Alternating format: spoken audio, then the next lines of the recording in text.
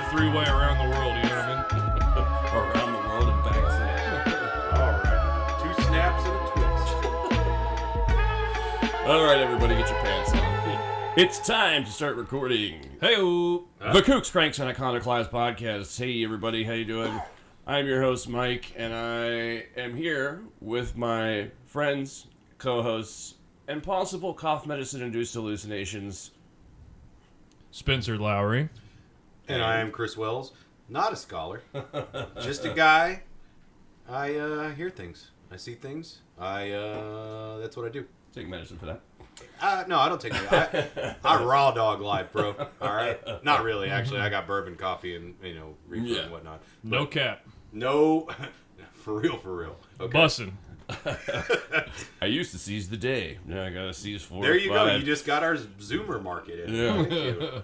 Seize 4 or 5 to get the same buzz. We got a pretty big show today, and I kind of want to preface it with just a little bit of a note. We are not journalists. No, we are not. Absolutely not. I was actually gonna bring that. I forgot to bring that up in the meeting. But Far from it. by the forces of cosmic happenstance, we've kind of inadvertently been thrust into that a little bit But we picked this before. before we knew, because none of us are very, political or know what the fuck is going on in the news, etc. But I do a today little bit. is going to be a very Haiti-centric episode. And I only mention this... Hey! Wait, is that what we're talking about? Haiti? Well, Haiti. Haiti. Yeah. Yeah, Oh, not hating? Haiti. Well, there is a lot of hatred going on. I am a hater. Haiti or aid. Yeah. I also wanted to note that this is being recorded. We're a week behind on everything as far as when you hear us from when we recorded. We do this to stay on top of shit, so in case life throws a curveball. But this is being recorded on March 6th, 2024. That's Year correct. of our Lord. So shit in Haiti has just popped the fuck off, and we are going to talk about that towards the end. But our main subject today is the infamous real life supervillain Papa Doc. Bastard. But as always, before that, Duvalier. we're going to talk a little what's weird this week.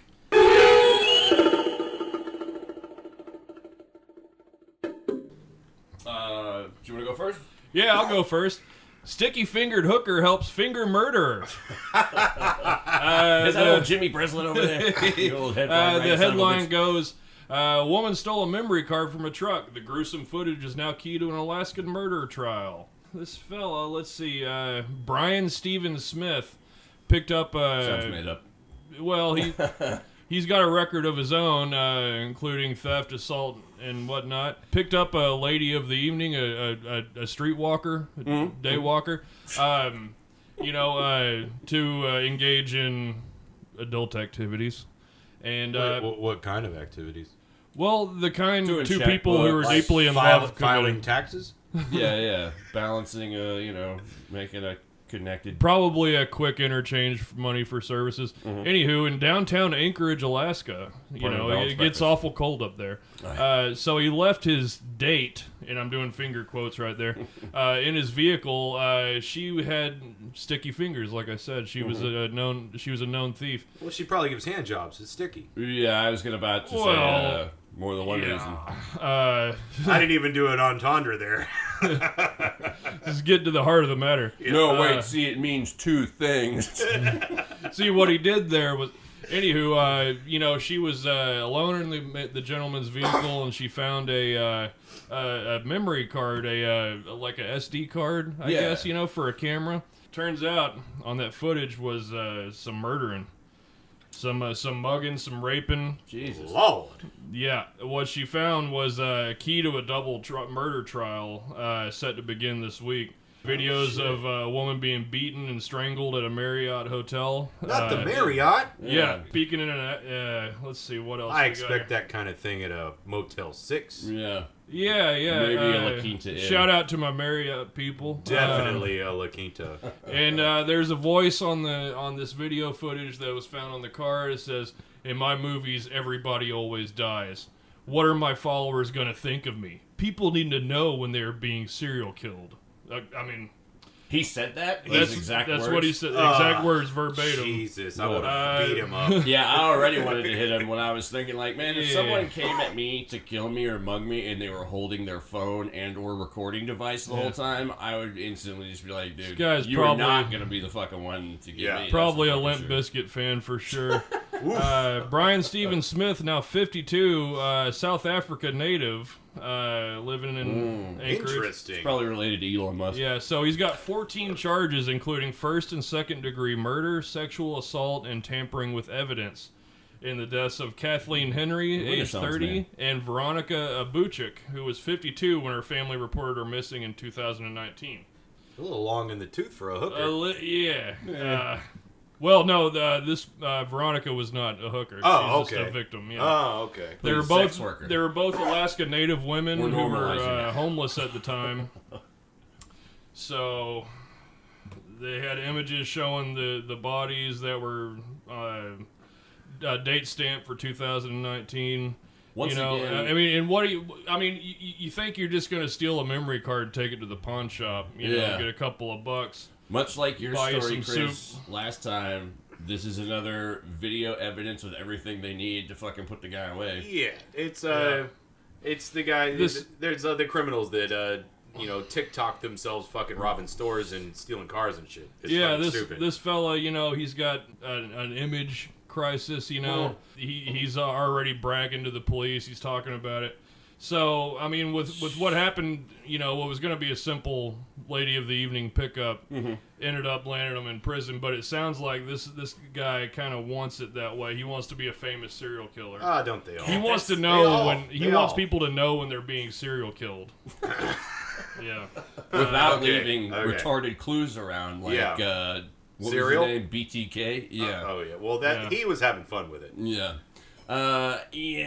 This. I mean, I guess they all kind of have fun with it, don't they? This is pretty much an open and shut Oh, yeah. case. You know, do it's- that thing that makes them feel like a god. Yeah. Yeah, there you go. Get the Yeah. slime up in their little So- nether regions. Thanks to this this prostitute, this Sex guy- worker, apparently. sex worker, you know, adult entertainer, whatever you want to call I it. prefer they be called that so they stop being murdered by religious fundamentalist serial killers and things like that. That's Okay. just my own. I'm take. behind that. I'll get behind that. Okay, So- but can we still call the ones at truck stops lot lizards? Oh yeah, totally. Okay, cool. Oh yeah, good people, all in all. I never said they were bad.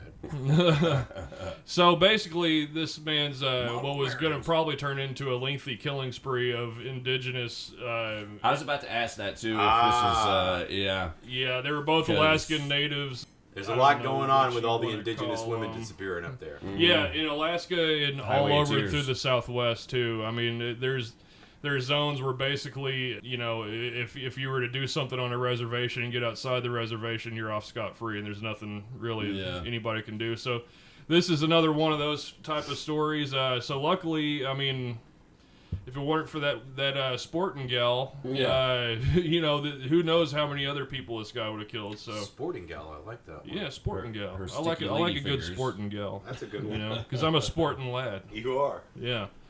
So yeah, that's my what's weird. You know, what's weird in Alaska. Amongst other things. A lot of things. And on to you. Keeping on the true crime angles, I have an update on the most recent developments in the Delphi murder case. This is a case I've been following since it started, Yeah. and I kind of ducked out for a while on it. I hadn't really been paying attention, but once this new development came out, I found out how much fucked up shit is going on in this case. There's It's so like- much. It's so a fucking convoluted. circus, It's weird. dude. Yeah, it's ridiculous. Now, let me preface this by saying that I'm waiting for a courtroom verdict to find out whether this Richard Allen dude is guilty or not. But if I got to throw my own hat in the ring, I'm going to say I don't think he did it. I think they got the wrong guy. I listened to a recap. Anyway, go ahead. Yeah. Go ahead. So, the most recent development, there's a new documentary coming out. I don't need to mention it, like where it's coming out, because it'll probably be all over the place. But, and my source on this, by the way, is Grizzly True Crime. You know what? I also thumbs up this channel. It's pretty even-handed. She's from the Netherlands, so she doesn't have a horse in the race. Oh, nice. So, yeah, good stuff. I'd check it out. So, Ron Logan. This is the man that was a previous suspect that was checked into for the Delphi case. He's the man who owned the property where Abby Williams and Liberty German's bodies were found. For those who don't know, those are the two young girls who were murdered in this case, and that's why this shit pisses me off. I'll touch on that again in a minute. But this guy, Ron Logan, was a previous suspect who was looked into by the police. He had a shoddy alibi. Apparently, he was going to buy tropical fish.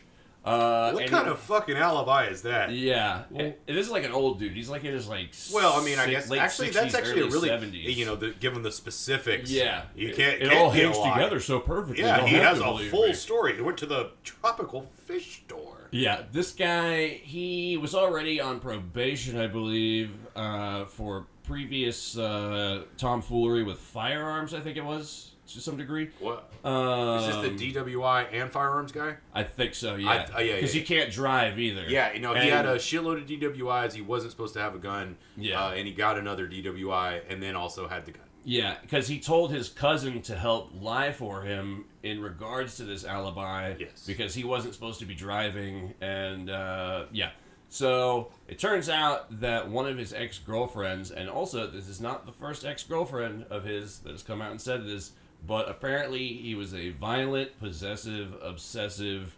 douchebag? Yeah, sexual sadist to a degree, we'll say. Oof. I saw a bit of the interview with her. It's rough to watch, Yeah. especially because she's an older lady, and it's like, god damn. But this makes, I believe, the total now is at 13 people who have pointed the finger at this fucking Ron Logan guy, and one of them includes his previously mentioned cousin, his own fucking cousin. So it's looking more and more like he might be a more viable suspect. The problem with that is that he died of COVID. So it's also very easy to pin everything on the dead guy. And there's another aspect of this case which I didn't know about until I was looking into all this again, but that whole Odinist ritual crime angle. That's the whole thing that makes me not believe Richard Allen. Is because of the whole Odin. I'm like, really? Yeah. The sticks laying there were a thing. Oh, and then also he said that the jail guards were Odinists as well and making... I don't believe that. When I first heard it, I too thought that the defense team was really reaching with that story. But apparently there are Odinists who work at the prison that he's staying at, I guess. It's where he summers, yeah. And apparently 4 days after the bodies were found, a interview took place with several of these Odinists, self-professed Odinists, 4 days after the bodies were found. Granted, this case has taken about 6 years before seven. This is on the 7th year. Okay, yeah, before any viable suspects were brought in for questioning or paraded out in front of the public. At least. Well, yeah, 6 years before they did that, but yeah, we're on year 7 for this case. Jeez. Yeah, so the police interviewed these self-professed Odinists 4 days after the bodies were found. Now, the thing about the whole Odinist angle that I don't get is the whole ritual crime angle, why pick these girls as victims? That's what I don't understand. What did they do? Supposedly there's some family tie from one of the girls who her mom or stepmom dated someone involved with this alleged organization. And from what has been released about the murders, the way that they were committed, the girl, I think it's Liberty German. Yeah. She is the one who was specifically targeted, looking at the crime scene, etc. Yes. So, during these interviews and interrogations done by the police, they said that, or it's become public knowledge, I guess, at this point, verifiable, as far as I understand, that one of the so-called Odinists said that they sacrificed horses as part of their belief system, which, whatever, fucking, I'm not going to get into it, but... I can see why, being the utility of a horse. To me... they were the worst criminals in the world. The whole thing it's so reminiscent of me with the Satanic Panic, but instead of Satanic Panic, it's the modern white supremacists did it, which is a very much a thing now. Like that is like the white supremacists. It gets thrown around a lot in the depending on which end of the media you're listening to. And demonized similarly. Yeah. Which whatever. But I'm just saying it's the boogeyman. It's for almost a certain classic boogeyman. Yeah, it's the boogeyman. It's almost a what's good for the goose is good for the gander type situation. If you look at all the fake bullshit stories, like that woman who said that a black man stole her kids in the car and shoved it in the lake or whatever. Yeah. So it's just it's the same thing. Yeah. But then you also throw in there, they're worshiping this weird fucking pagan religion. You get the spooky fucking non-Christian angle on it, and it freaks people the fuck out. Now, when you say Odin, are you saying Odin is in like the Viking? Okay. Yeah. All right. Because, and I mean, there's a lot of modern day pagan groups, heathens, heathens and Asatru and stuff like that. But it has been hijacked by a fairly sizable contingent of white supremacists who are incorporating it into their belief systems and creeds, etc. But in the alleged horse sacrifice angle, this dude, Ron Logan, did breed horses, and it's been said that there's been all kinds of carcasses found on his property. Carcassai? Besides the 2 girls who were found on his property, which is already... Maybe he just doesn't take good care of his horses. That's true, too. Yeah, there's the pedophile angle, which it's still very murky and confusing. Gross. There were several... I think there was a total of 7 primary suspects still. But the thing that's really fucked up about the whole Odinist angle is the police apparently lost, quote-unquote, the tape of the interrogations. Richard Allen's defense team is saying, well, isn't that convenient because that's exculpatory evidence, essentially. So where the fuck is it? And, of course, there's all the malarkey going on with, defense team quitting and coming back on, judges being switched out. One judge recused themselves. After they allowed him to move prisons, and then recused himself because he needed to be tried in because they knew their county could not handle it. Circus. It's a very reminiscent of West Memphis 3 to that degree. Like, you're not gonna get. This is the thing I was gonna say about like child murders. And this is the hottest fucking thing in true crime right now. Honestly. Yeah, like. That's one of the reasons I was following this case is because it pisses me off so fucking bad that we have this vast contingent of people who don't give a fuck about actual child murders, but instead create fictional ones because it only fucking matters to them when there's a political agenda entrenched in, make-believe conspiracy theories and horse shit about dead children. So, still waiting to hear the more recent developments. We'll see what unfolds with this, but like I said, I've been following this case, and we'll probably follow it on here as well. But that's what's weird for me. Well, you guys ready for a triple C? And I don't mean that cough medicine you abuse. Lay it on me. I mean, what? Chris's Conspiracy Corner. Yes. All right. So today, while I was doing the old blue collar, y'all ever go by a road construction crew and you see one guy digging or something, and then like 5 guys standing there? Sure. All right. Well, I was one of the 5 guys standing there today. Not on a road crew, but same blue collar fucking machinery, fucking holes, welding, all that shit. You forgot the thing. Yeah. No. Well, but the rest of it, we're just on our phones, and I was like, oh fuck, I have to find a funny story for today. So where did I go? Twitter. Yeah. And one of the first things I've seen lots of material was the Polish government says they have evidence that Prince William is Jacob Rothschild's son. And for those of you that don't know, Jacob Rothschild died like a week ago, and he is one of the big bad boogeymen of the Illuminati. Yeah, the whole Rothschild dynasty. The whole Rothschilds. I don't have to go into all that. You can look it up because there's a lot. Yeah. I will go into it one day. Shut shit. There's a lot of stuff. And of course he's Jewish.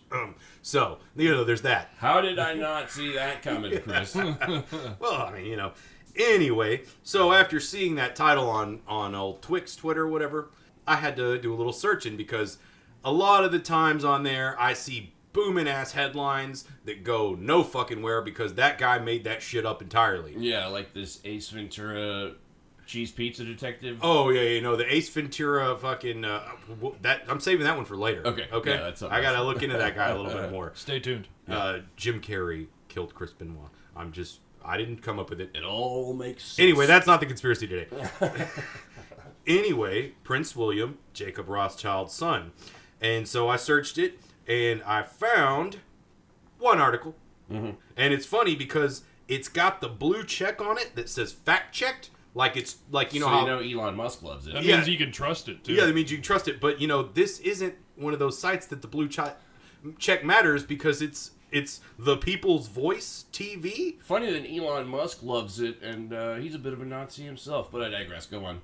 And anyway, I'm going to go ahead and read a little bit here. This is Benjamin Fulford, I think is he's the guy that came up with this. He is an American journalist and researcher. Anytime they put researcher on their title, I know they're in the conspiracy realm. Mm-hmm. It might as well say true. Or even worse, alternative researcher. Might as well say unemployed. It's a nice way of saying truther. Because it's the same kind of thing, but researcher sounds a little more professional. I spend a lot of time on the internet, professionally.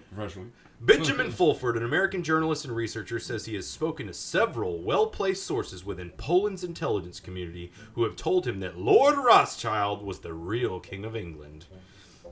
And BenjaminFulford.net reports, facing a comprehensive military and geopolitical defeat, the Black Sun Organization, the ultimate controllers of the Western military-industrial complex, have issued an ultimatum to Asian secret societies. They must either agree to a world federation or face an all-out nuclear war. This ultimatum came from Vincenzo Mazzara, a cavalier of the Teutonic Knights and senior Black Sun officer. He would say that. It comes in the wake of a comprehensive purge of high-level Khazarian mafia leaders and military defeat in Ukraine.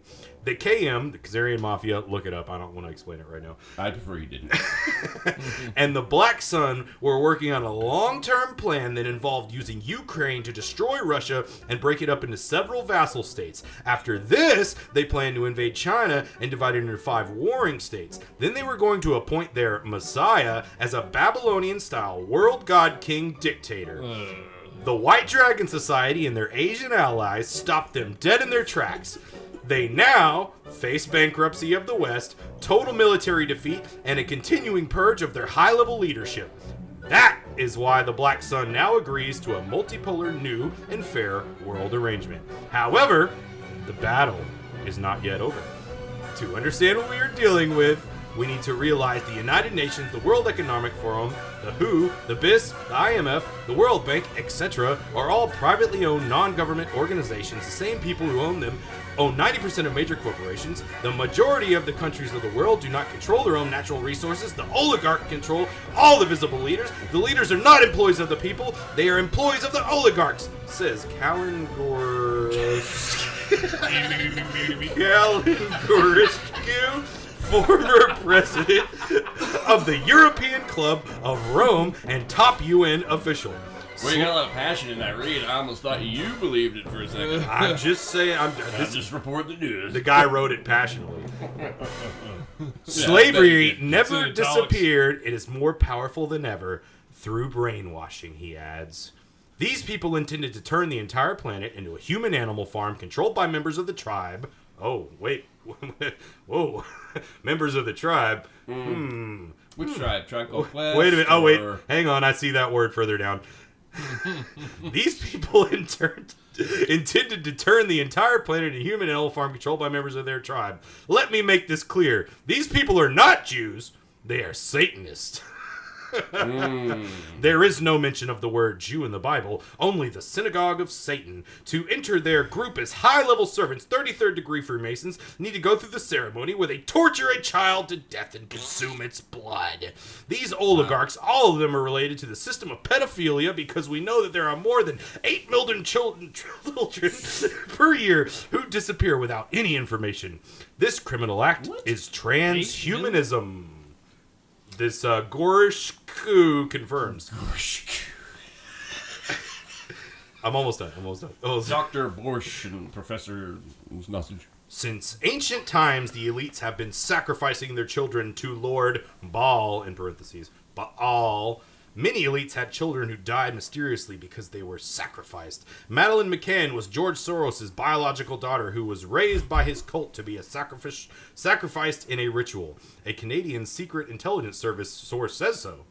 Oh, apparently. God damn it, where's the... No name on that, huh? You know what? Mm-hmm. Hang on a second. The WS and other white hat and other white hats have been taking the top Satanists out at an accelerating rate. Apparently, the white hats are winning. We just don't know about it. Oh, well, I mean, you gotta get that out. It's a secret war, yeah. King Charles has been diagnosed with cancer. Queen Camilla has canceled all public appearances. Crown Prince William has vanished. Kate Middleton has an abdominal surgery, has not been seen since December. Sarah, Duchess of York, was diagnosed with skin cancer. Prince Edward is stepping back from royal duties. Thomas Kingston, who married into the British royal family, died suddenly. And the big news, Jacob Rothschild died.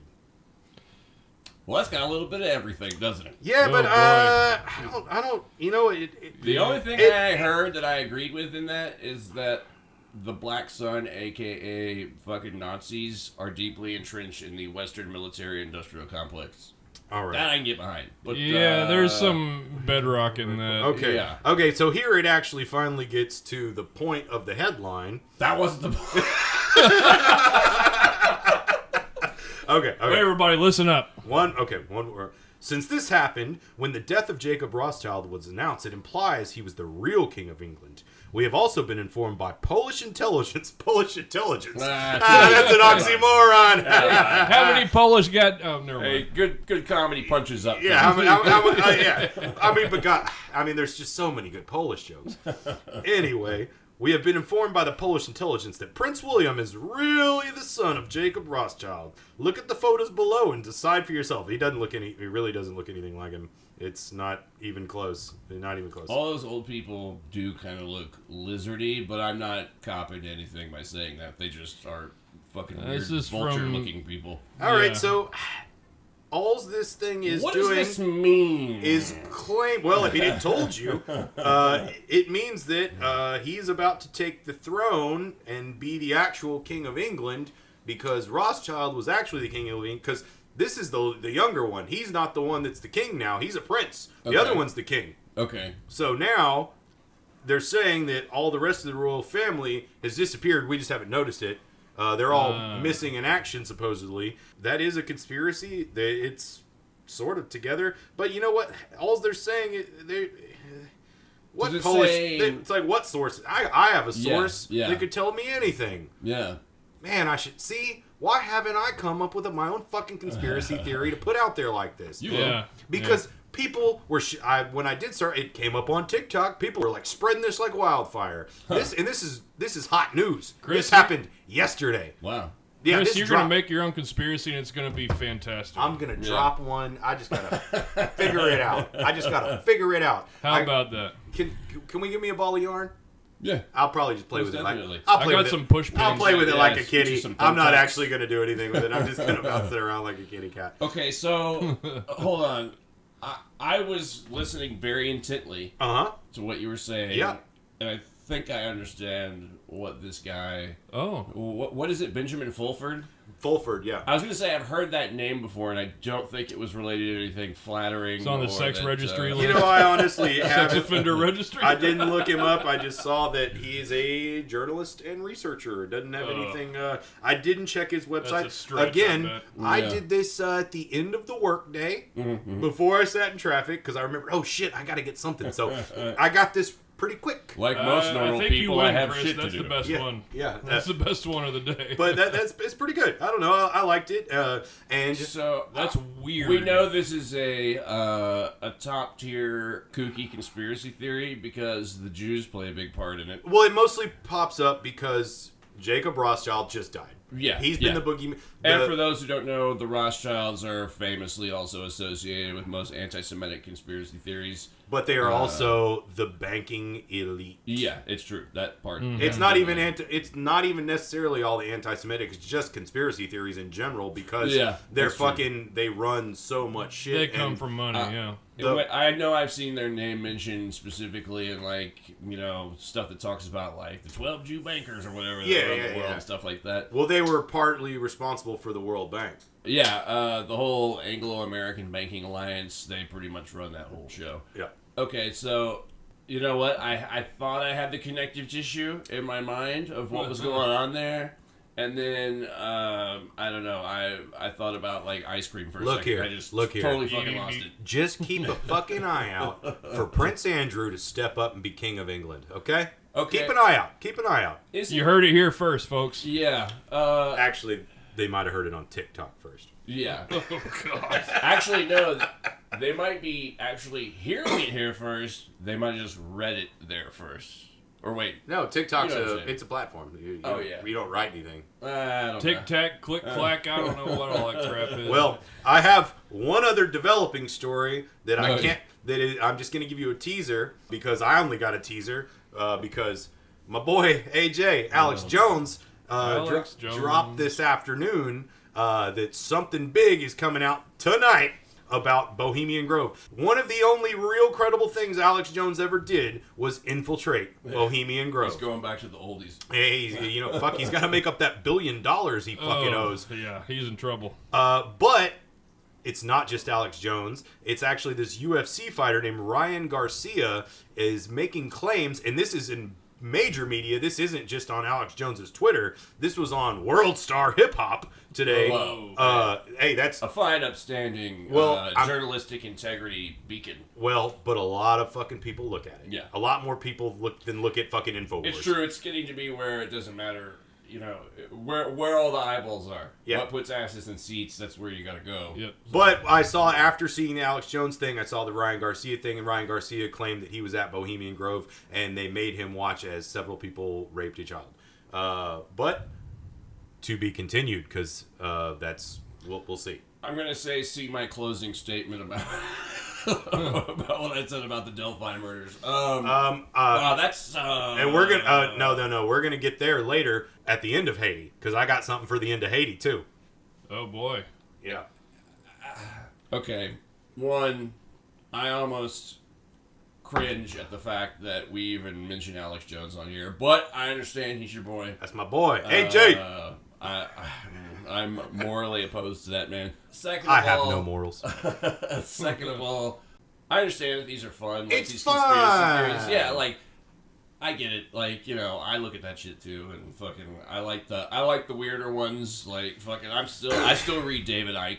If we really want to break it down, it gives us a better understanding of society that we live in, because a lot of people process. Yeah, we see the thought process and the fucking media that these people are taking in and actually believe. Oh yeah. So that's what I call conspiracy theory literacy. Yeah, it's just like media literacy. I make jokes about this shit. Consider the source and who is saying it and why. It's funny, but it's not funny, ha. It is actually it's funny, ha. But it's also funny and not funny. It's also funny in a like we're totally doomed kind of way. Yeah. But I gotta laugh to keep from crying. I accepted it a long time ago. Now all I do is laugh. I don't even borderline cry. I can't stop laughing. Don't laugh. It ain't funny. When you mentioned that you have a conspiracy theory to add to the whole Haiti mess later, this is what's fucked up about the world and conspiracy theory in general right now, is that we don't even need that shit. Reality is scary enough. Yeah, they don't need to be lizards. They're totally fucked up in the first place.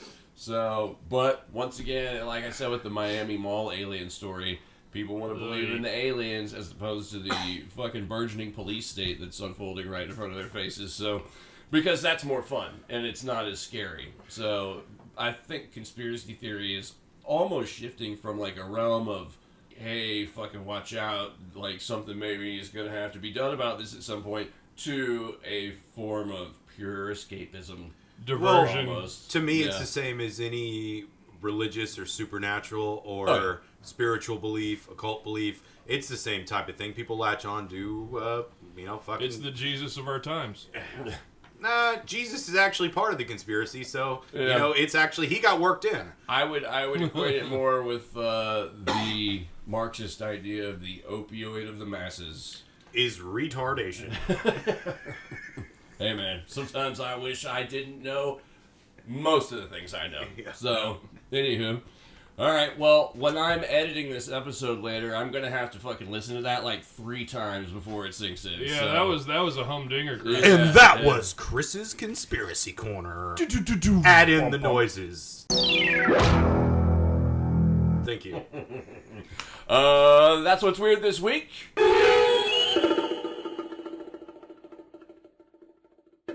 And now we get into the, well, I was going to say meat and potatoes of the show, but you know what? There's starving children in Haiti who don't even know what meat and potatoes are. And you should feel bad about yourself and about your life because it's your fault. No, Bummer ass motherfucker over here. no, Professor Buzzkill. I will say that America, and when I say America, I don't mean the American people. I mean the American government has a long history of fucking with Haiti, and they are one of the main reasons that they're kind of in the situation they are today. But another guy who can be directly blamed for many, many, many of their problems, and who has been technically keeping up with the old Haitian family tradition of coups, revolutions, insurgencies that have a slight glimmer of hope for about a day or two until they fall to shit. Today we're talking about the man who can see forever, as he called himself.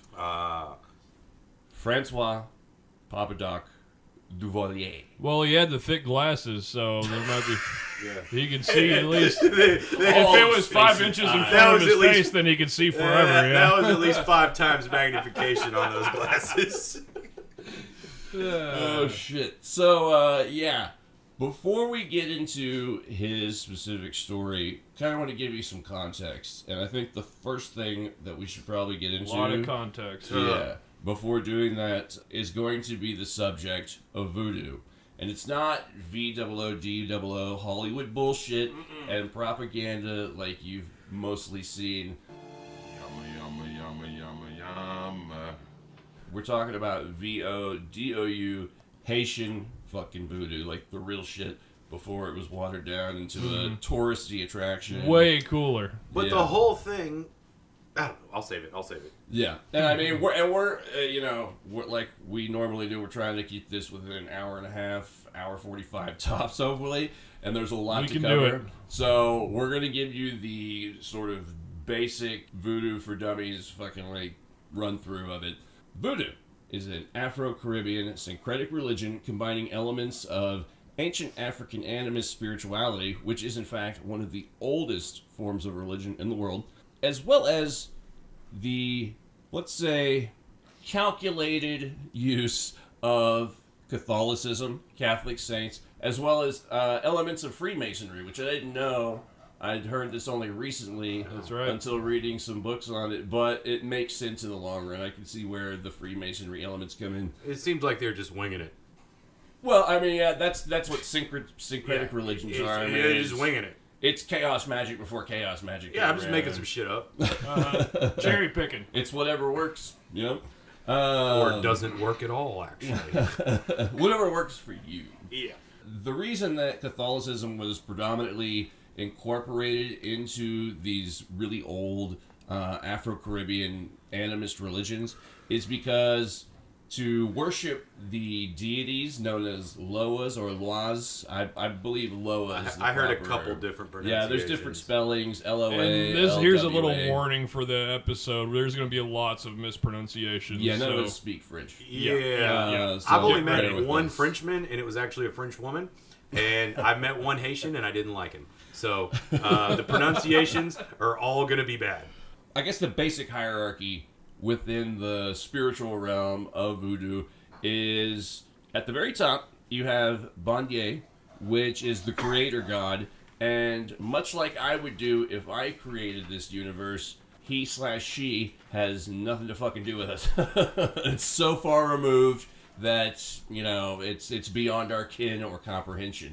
However, The previously mentioned spirits/gods known as the Loa or Loa are intermediaries, if you will. They represent various domains and elements in much the same way that like any pantheon of gods does. Thunder, lightning, fire, water, things like that. And the demarcation line between all of these Loa are into two groups. One known as the Rada and one known as the Petro or Petwo. The easiest way to remember the two is the Rada have to do with Wada, or water, if you want to get, you know, how white people say the whole word like this. Or the Petro can be likened to petrol, which is used to start fires. The Rada spirits are they're well known for being compassionate. They look out for you. They love you. Dependable. They don't love me. Paternalistic. Yeah, these are the spirits that, yes, paternal and maternal instinct is probably the best way to put it. Whereas the Petro spirits are associated with fire because these are like war gods. And these are motherfuckers that if you make, you know, promises to, you better fucking follow through on it. They're unpredictable, Machiavellian. Yeah. Yeah. Much like our subject of today. Yes. So He was really into Machiavelli. there's the use of Catholicism and its saints as sort of correspondences of the Loa spirits. It predominantly started when, you know, in the darkest days of slavery, the Afro-Caribbean religion that came over, the reason that a lot of their main gods are associated with the water, actually, and this is a fucked up tidbit I found, but it's because many of the slaves who were being brought over from Africa to the New World, there was a lot who would just rather die than be a slave. So they were fucking jumping off slave ships into the ocean. So there's this strong connotation of our ancestors live at the bottom of the ocean and sort of water spirits and deities with them. And the Petro spirits are well known for being incorporated into the Haitian Revolution, which we'll get to in a minute. But largely, the incorporated elements of Freemasonry sort of, let's say, transformed over time into what could really be compared to ancient Greco-Roman secret schools or mystery religions. It sounds to me if they pulled, I didn't even see the part about them pulling in Freemasonry, but if they pulled in Catholicism and Freemasonry, it's just about the rituals. Yeah, they're just really like the structure rituals. and Relativity too to their captors. Yeah. The whole secret schools, mystery religion element. That's to camouflage their deities, belief system, etc. For their slave owners, because practicing their native religion was a big fucking no-no. Yeah, it's a necessity in order to feel spirituality and still be connected to the people heritage and your where you came from. The Petro spirits that are, you know, the more, let's say, volatile spirits and gods, they were definitely incorporated into slave revolts and revolutions because obviously war gods, etc. And the Petro spirits get their name from a character, a fella who may or may not have actually existed, named Don Petro. This is why when you see the what's the prefix, the name Don, you know, and like Don Juan and things like that. Don Corleone. Yeah, it basically just means the boss, basically. Yeah, there's a car lot right down the street, Don Chibas or some shit like that.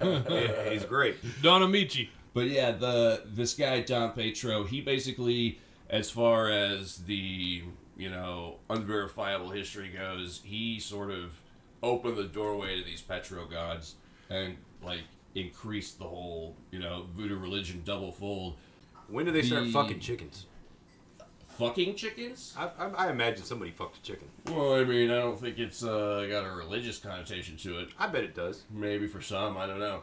There are weirder. It seems like they just make all this shit up as they're going. Every Some voodoo guys fucked a chicken and made a ritual out of it. Every spiritual practice has trickster gods, which I assume could be attached to that. If I had to think of it from an anthropological approach of fucking chickens, sure. Most of the practices, most of the practices, like the rituals themselves, break down to the use of things like votives, which are flags with sigils and symbols that represent specific loa, the use of candles, the use of rituals which induce states of spirit possession are very big in voodoo. Anyone who becomes like a ritual focus, basically, is referred to as a horse, because these gods, these spirits, these loa, ride the human body like a horse. And there's a lot of use of offerings in the form of alcohol, tobacco, sometimes sex. So, yeah, sex, drugs, rock and roll, baby. Yeah, pretty much, because all these immaterial beings, you know, they don't have bodies, and that's the reasoning behind it is that since they don't have anything because they're not there. That's from our resident To super the heart skeptic. of the matter. So, yeah, if you don't have a physical body to feel physical sensations, that's going to be the number one thing you're going to want. And one figure who will come into play, a very famous loa that our main subject has sort of appropriated for himself, is one by the name of Baron Samedi. Yeah. Baron Samedi is the Lord of Life and Death. He has many, many names. Baron The Guardian Cemetery, of the Graveyard. Yeah, Mr. Saturday, all kinds of different names. Wait, you mean like the Billy Crystal movie?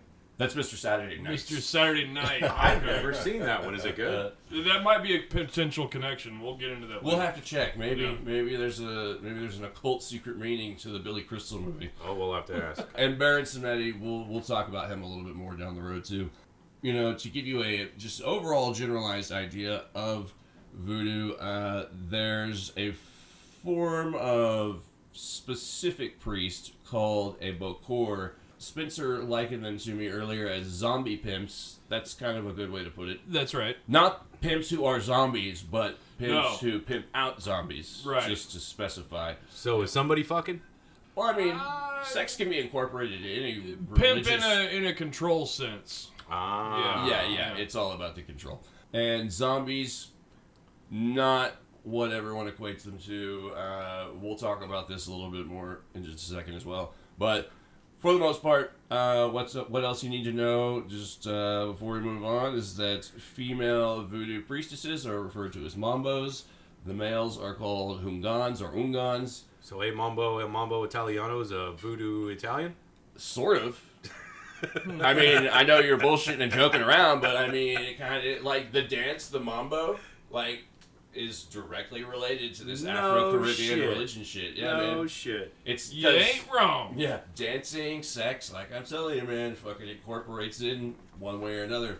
Dancing's just sex standing up, right? Pretty much, depending on what club you're in. The previously mentioned Freemasonic sort of influence. Yeah, how did that come about? That's the only...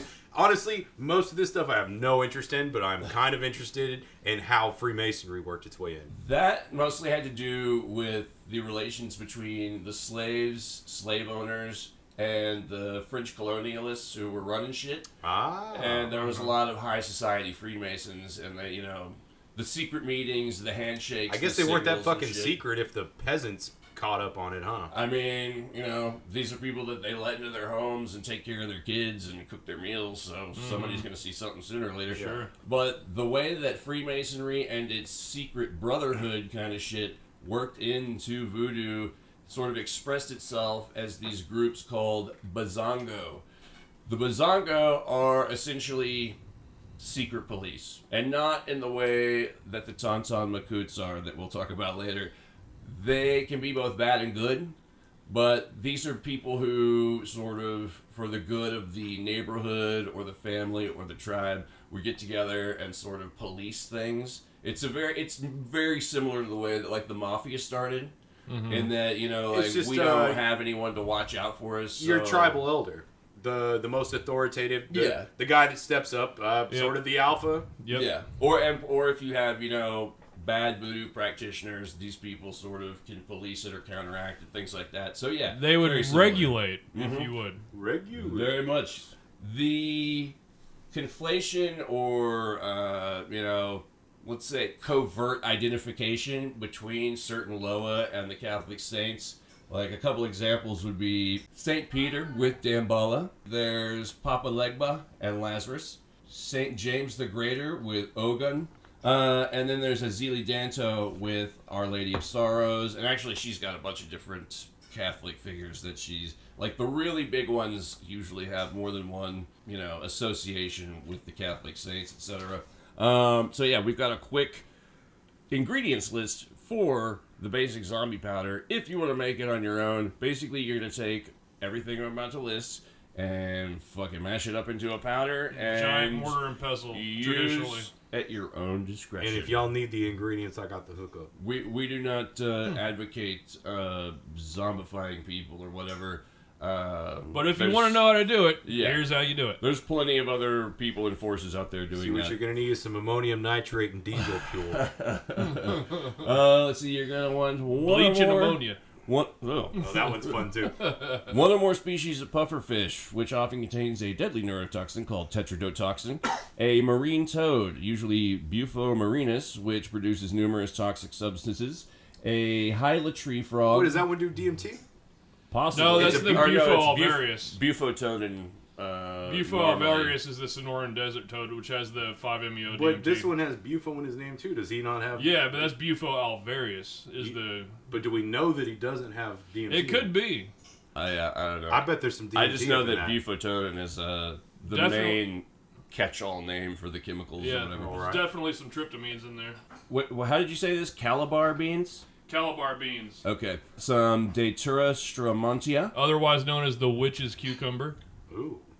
I think of something totally different when you say that. What does the witch do with the cucumber? Let's see. Reel it in there, boys. This is use at your own discretion, and also somewhat disputed in certain recipes, but human remains, largely ashes, ground up bones, things like that. And in addition, bones. Depending, it's just bones. I can get you a bone. That's just for fun. Yeah. And then, what was the last one? Oh, okay, and then this is also sort of, place to place, recipe to recipe, but various other plant and animal ingredients like lizards, spiders, anything that produces certain neurotoxins or venoms or irritate the skin. Apparently some even include ground glass, but that sounds like the biggest assholes in the world would probably include that. We got that from the book The Serpent and the Rainbow by Wade Davis, one of many sources we're using today. It's also a Wes Craven movie, worth checking out. Which one? The Serpent and the Rainbow? Never seen it. Yeah, Bill Pullman. I don't remember exactly. Wait, you had me at Pullman. I don't remember if it's set specifically during the Papa Doc years, but there is a torture/interrogation scene where he's mentioned in the book, so probably in the movie. He gets a fucking railroad spike jammed through his pee-pee hole? His ball sack. One of his ball sack. Sounding can be pleasurable, but I don't know about a railroad spike. That just sounds rude. Spencer, I don't even want to ask you about that. Say choo-choo when you do it. I don't want to ask you about that. Oh, well... Stay tuned for our Patreon episodes on Jesus. penile sounding. Wait till Spencer gets his own fucking shows. Jesus Christ. So yeah, that's just to give a little extra background to the revolution that occurred in Haiti. That's to give a little context to part of what's going on with the Haitian Revolution and why this shit scared the fuck out of Whitey. Big reason why. Anywho, getting into it. There's a little place back in the day called Hispaniola. This place was eventually kind of split down the middle into the region known as Saint-Domingue, which would eventually, one day, become Haiti, and the rest was relegated to ownership by the Dominican Republic. By the mid-1700s, there were more than 150,000 slaves to every 14,000 whites. The Great Whites, as they were known, the Grand Blancs. These are the motherfuckers that were running shit, basically. Mm-hmm. France was basically the Apollo Creed to Haiti. Nothing's great about France. Where America would become the... Hey, man, France created some good things. Cheese-eating surrender monkeys. Like the blowjob. Whereas America... You think nobody put a dick in a mouth before France? But they perfected it. It used to be called the French tickle. No, there's some name. I don't know. The French hello. Oh, and also democracy and the menage a trois. So, I thought democracy was from Rome. Splitting hairs. I don't even know if it's a thing, really, to be honest with you. Anyways, so yeah, the Grand Blancs, the Great Whites, I don't think it's any, accident that they sound like Never sharks. heard of it, yeah. So yeah, this, at the time, they were running shit from afar. This was, their colony that they, up in their ivory tower, literally, in France, were watching, and basically, at the time, slavery-based economies were all the rage. And they were the most money-making shit in an international market as far as one existed at the time. Then, through slavery, you had the production of things such as sugarcane, which was huge in Haiti, tobacco, but not for very long because eventually they'd be outdone by the Virginia colony. Coffee. USA. We give people lung cancer the best out of anyone. Hey, we're going to step out and smoke right Cool after this. Carolina Huge, smoke. Tremendous lung cancer. We give it the best. Let's see. What else? Oh, yeah, coffee. At one point, at this time, I believe 60% of the world's coffee was supplied through Haiti. But now I've never had a cup of Haitian coffee. That I know of, I don't think. I think I've had some before. Well, the mountainside has been ravaged by coal mining. Yeah, in that'll Haiti, do it. Because that's their primary source of fuel. Do we know? Actually, This coffee tastes like barbecue. how big is Haiti? Let me look it up. Go ahead. Barbecue, that'll be relevant later. Yeah. Nice. For multiple reasons. Because you see, it's a double entendre, you see.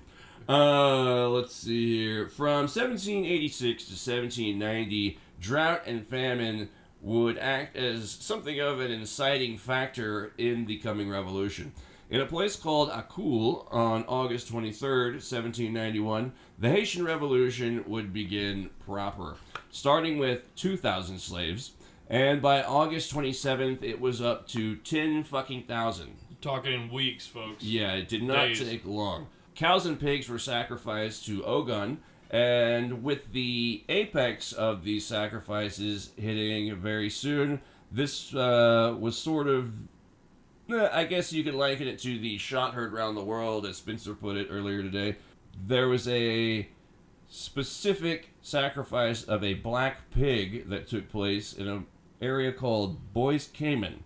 This whole ritual of this black pig became very entrenched into the voodoo, religion and practice, and sort of a lasting monument to these events. The blood's representing the slave population that were sacrificed. Oh, and I had to look it up. Haiti is 28 times the size of Dallas, Texas. Ooh. Oh, and in Dallas terms, that's pretty big. That's pretty big. Yeah. I like that metric, too. Yeah. We'll have another Texas connection coming down the road here. Once this little ritual took place,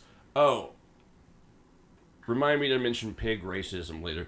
Pig racism? Yeah, Remember to mention pig racism later. Thank you. There was racism even amongst pigs. This was more down the road in the baby doc years, but black pigs were the sort of indigenous pig population. Oh, it's just like Texas, the hogs. Yeah, and I believe it was Napoleon who first brought over the white pigs.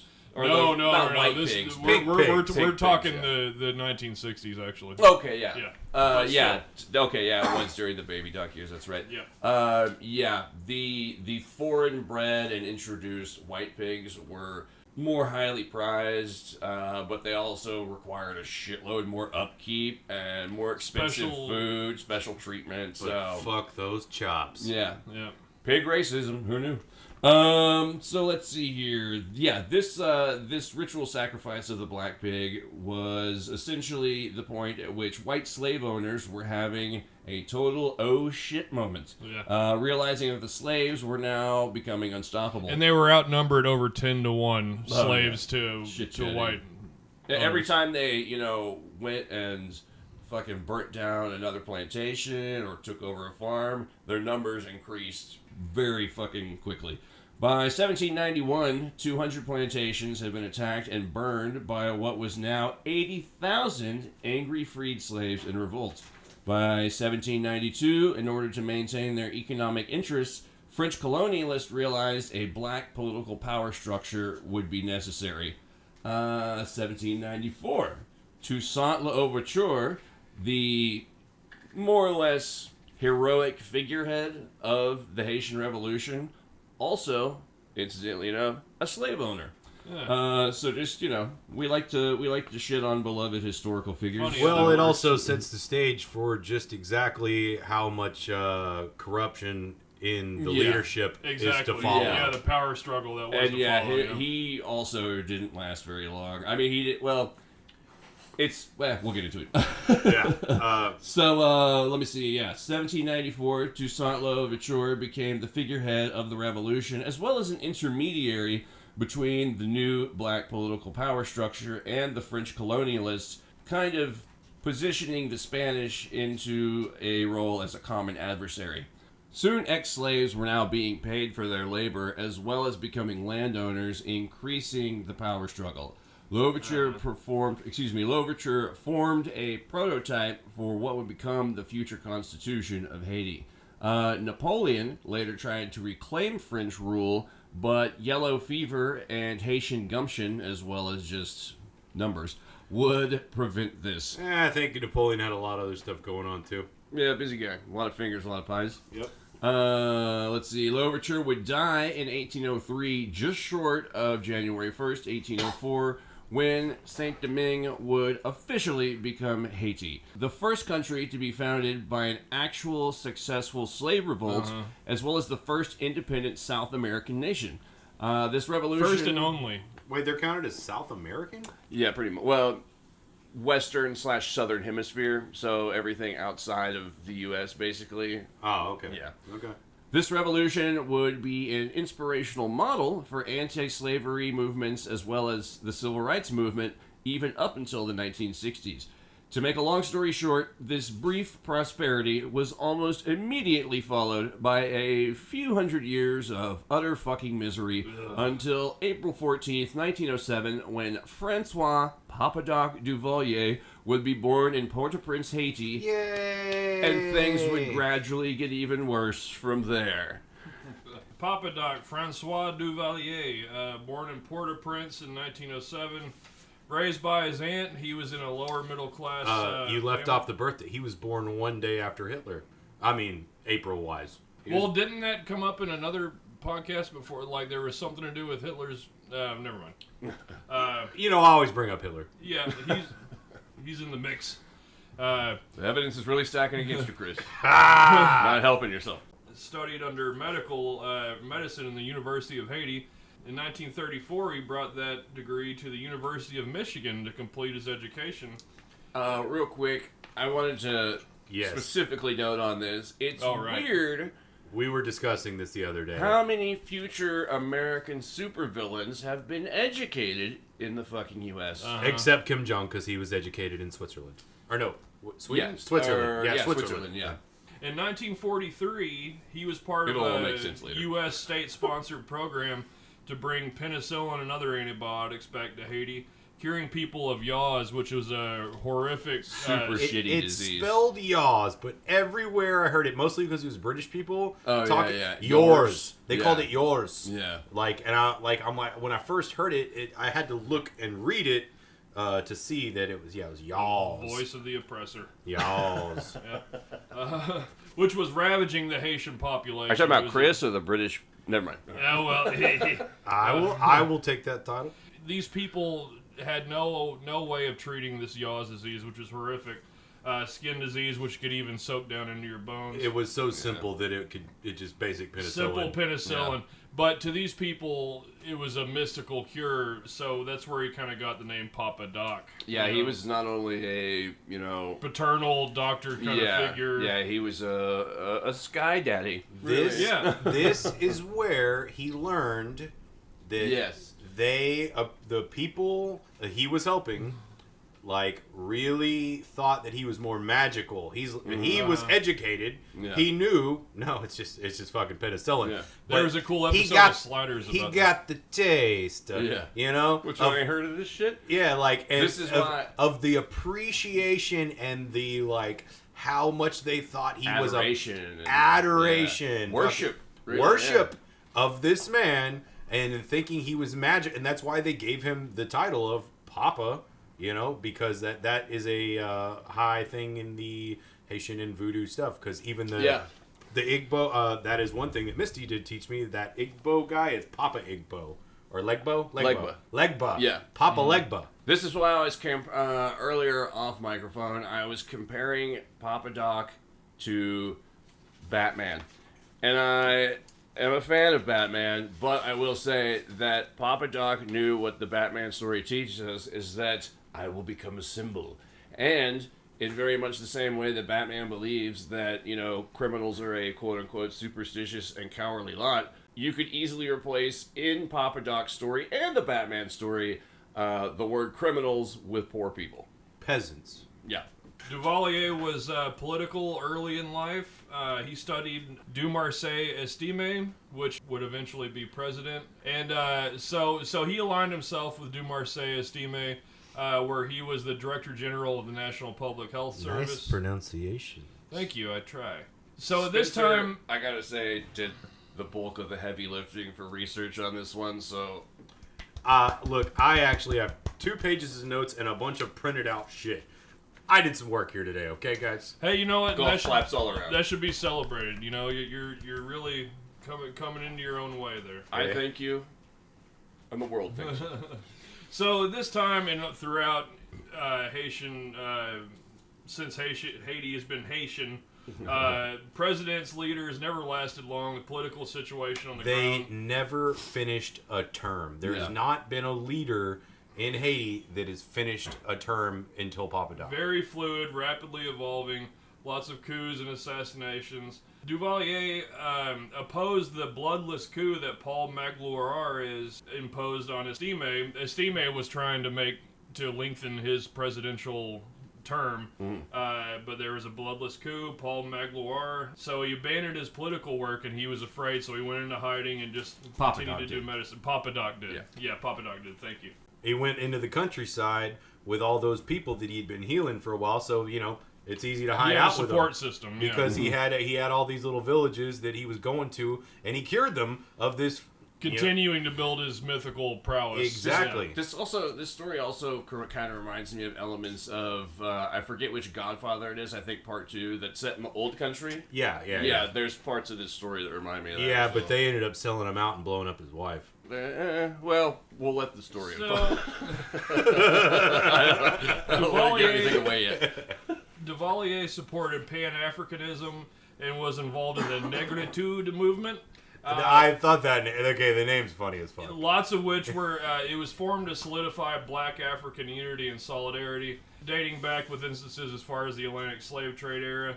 Had 4 children, one of which would eventually become Baby Doc, his shitty predecessor. His only son. He had 3 daughters and 1 son.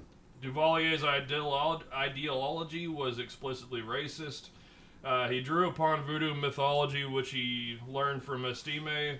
Wanted to build a black middle class and rage against the free-colored or mulatto. We to could say mulatto because they're called mulattoes. Well, historical context. Free-colored is the preferred modern nomenclature. Well, we're talking about then, and then it was called back mulattoes. Then they used mulatto. And we will not whitewash history, literally or figuratively. We will not PC wash history. Okay, but the fun fact, he rallied against the mulattoes because they were the lighter ones, they were the higher class. Yeah. You know what he did? He married a mulatto. Yep. He did, and so did his son, Once again proving that this man did not believe in shit. Estime imposed an income tax at the time while Duvalier was underneath him, which helped to build a black middle class and attacked the social structures and the privileges of the elite mulattoes, and gave voodoo credence over Catholicism. C.I.A. wanted a black clique to rule over all government and controlling forces. Rumors were abound of C.I.A.'s corruption. He had government contracts that were lining his pockets. C.I.A. planned to amend the Constitution to lengthen his reign, and then Magloire put a stop to that, and basically put a stop to the building of a black middle class. Undid everything that the C.I.A. did. So, that's gonna also kind of lay the groundwork for the rest of Haitian history as well, because it's like one step forward, two steps back. Exactly. Yeah, everybody undoing, kind of like what's going on over here. Then in 1956, Duvalier ran as a mild-mannered doctor figure. He was elected in a very corrupt and very malpracticed election. But a good portion of the people did want him because he had a good reputation. He was known as a healer, yeah. As soon as he got in office, everything changed. Yep. He immediately started shuttering and censoring any kind of papers that were against him. He stripped and separated the military force in an effort to stop anything that could stop his reign of power. But at the same time, he gave the right people the right jobs. He hooked his friends up. He hooked up people that could hook him up and keep... If you give somebody a job, like if you get a position of power and give that person a job, you gain loyalty. Yeah, give him a cookie. You know, you give him a cookie, you gain loyalty. So at the same time... Some people call that cronyism, but at the same time, I mean... That's how everything works. Yeah, who here hasn't gotten a job because their friend helped them out? No, that's how I have my job now. Yeah. Everything, like all this stuff, I mean, it makes sense and it happens everywhere else. It's just what he gets into a little bit further down the line is where we get a little fun.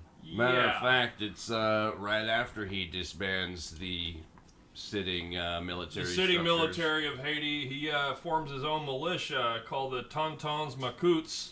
Tonton Macoute, it means Uncle Gunnysack, and this is a sort of mythological, folkloric figure. Boogeyman. Well, it's a man who comes in the night and steals children away in a sack, and this is like a universal... If they don't do what they're supposed to do. Their official name before that, though, is Milice des Volontaires de la Sécurité Nationale. Yeah. You got that right. The militia of the National Security Volunteers, but commonly referred to as the Tonton Macoute, which was the boogeyman, just like these fellows just said. Soon he had a 25,000-strong militia, plus thousands of Tontons, which are his little secret police, his little... Yeah, these motherfuckers were recruited from prisons, from gangs. It's kind of like either the Dirty Dozen and or the Suicide Squad, except there's pretty much little to no accountability. Also, like what Wagner Group is doing in Russia right now. Mm-hmm. Yeah. Or they did. Or I don't know. I don't think they're doing it right now, but they did do it last year. There were efforts to overthrow Duvalier. The very first one that's notable was failed miserably. There was 8 people. It was an attempted overthrow that these 8 insurgents, which were mercenaries from other countries, I'll let you imagine which countries they came from, were defeated and slaughtered in the public streets. I will tamp on that imagination and say, if I haven't said it already, the CIA has a long history of meddling in the affairs of Haiti. This is also around the same time. This is about 60, 61. Bay of Pigs. Around the time that Cuba had already gone communist, and Russia got a stronghold there, and boy, that got them Ruskies a little too close to our coast, didn't it? So by the late 50s, the U.S. government was looking at Haiti as an alternative to the Gitmo area. Cuba is not a big jump from Haiti. Nope. Not at all, yeah. Something else notable, on the 24th of May in 1959, he suffered a massive heart attack due to an apparent overdose of glucose. He was a diabetic his whole life. Fun conspiracy. You remember all the crazy shit that the CIA tried to do to Castro with the shellfish toxin? There was so many exploding cigars. There were so many crazy fucking things. The CIA inclusion with the Acme Corporation. Yeah, exactly. Fucking goddamn. Their motto at the time was like, "Well, what the hell not? Why the hell not?" Roadrunner, you know. Let's try. Yeah, Roadrunner tactics. Yeah. One of these. Paint a little tunnel in the side of a mountain and say.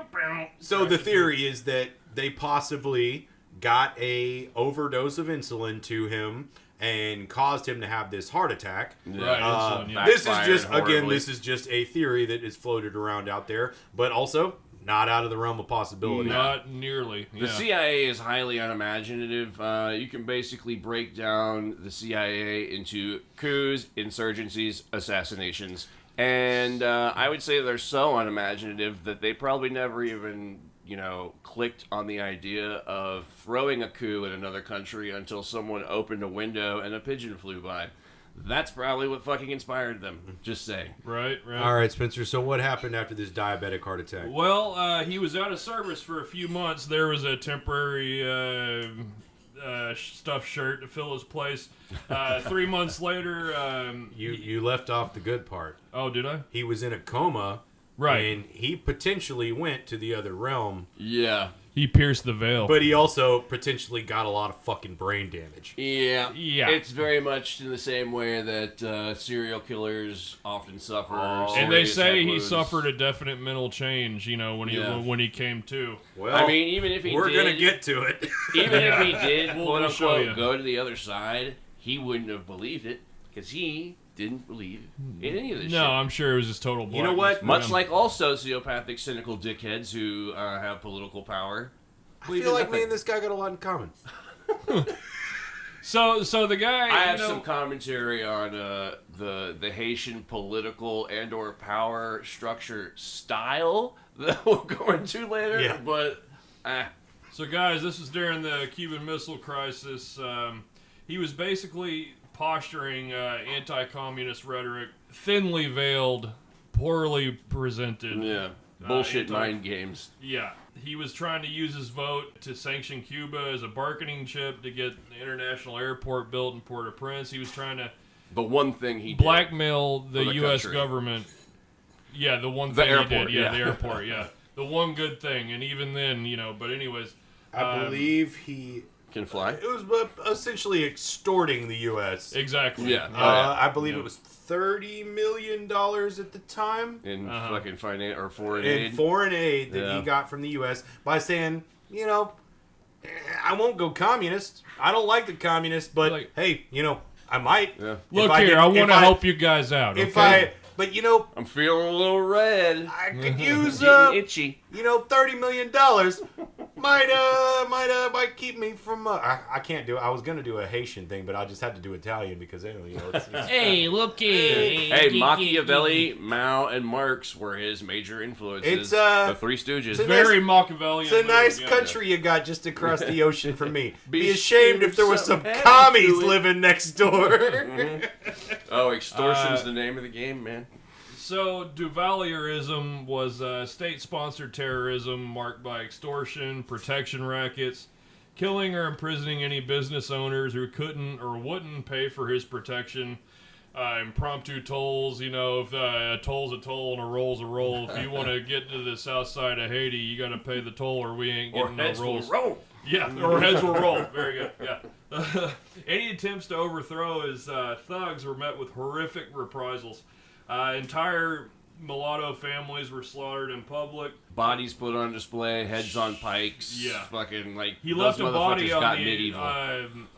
of an insurgent to rot outside the airport exit as you entered from the international airport Welcome with a to sign Haiti. above it that said "Welcome to Haiti." And the fun story about right after he came out of his coma, while he was, what do you call it? Recovering. Convalescing. Convalescing. That's the Convalescing, one. While he was convalescing, The second word of he the day: put convalescing. Clement Barbeau, the leader of the Tonton yeah. Makote, in charge. Right? The Vampire of the Caribbean. No, I that's believe. no. That's Okay. the other. That's the other guy. Okay. This was the first guy. Oh, that's Lucker. Oh, yeah. yeah, this is the first guy. not that guy. The other And the he, guy with the thing about the stuff. he got a little wild hair up his ass because this guy seems to have premonitions, or he just fucking feels stupid shit.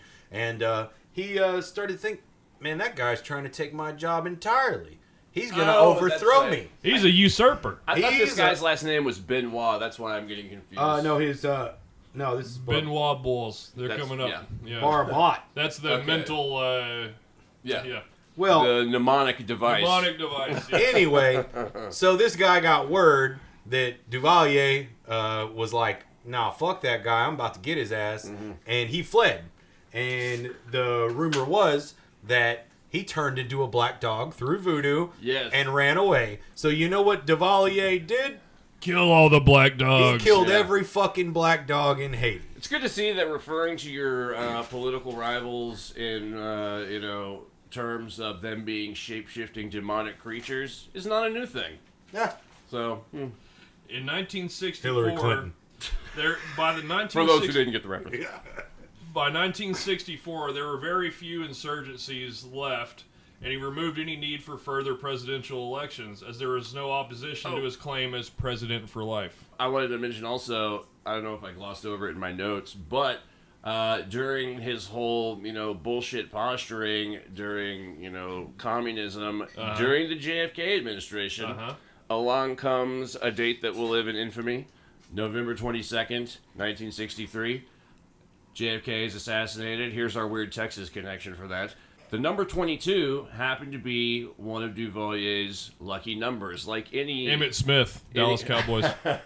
Like any asshole with pretensions of mystical abilities, he had power numbers. Mine are 8 and 13. So basically, he tried to instantly claim credit that it was due to his malevolent power as a living embodiment of the voodoo loa Baron Samedi. The guardian of the graveyard. I did that.